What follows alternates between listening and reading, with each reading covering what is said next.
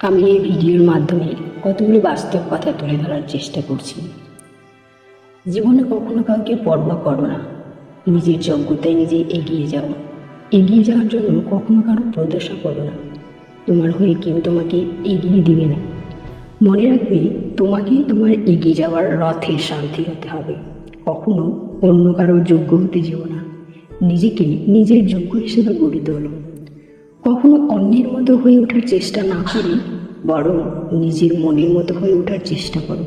দেখবে একদিন না একদিন তুমি তোমার আমিকে নিয়েই সন্তুষ্ট অনুভব করছো।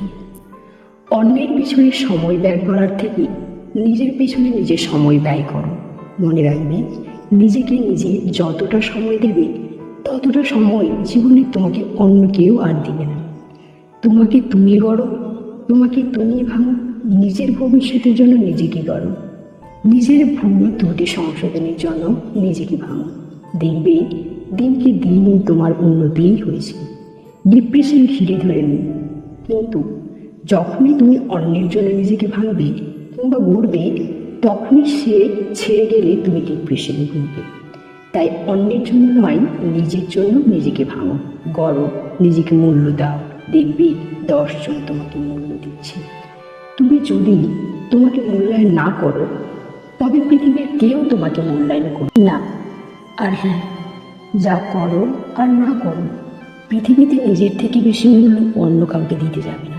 নিজের থেকে বেশি মূল্য যাকেই দিতে যাবে তার কাছে মূল্য বলে তো কিছু পাবেই না, বরং অবহেলা, তুচ্ছ তাচ্ছিল্য ছাড়া কিছুই পাবে না।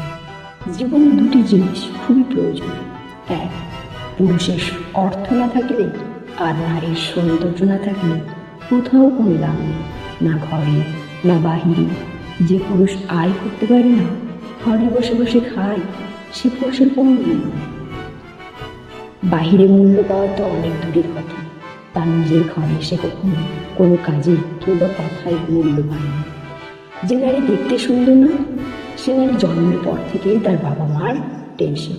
শুধুমাত্র দেখতে সুন্দর নয় বলে এক একটা সম্বন্ধ যেমন ভেঙে যায়, তখন কোনো দোষ না থাকা সত্ত্বেও উঠতে বসতে কত যে কথা শুনতে হয় তা শুধু কালো কিংবা শ্যামলা মেয়েরাই জানে। তুমি মানো কিংবা না মানো, তবে 99% ক্ষেত্রে এটাই বাস্তব।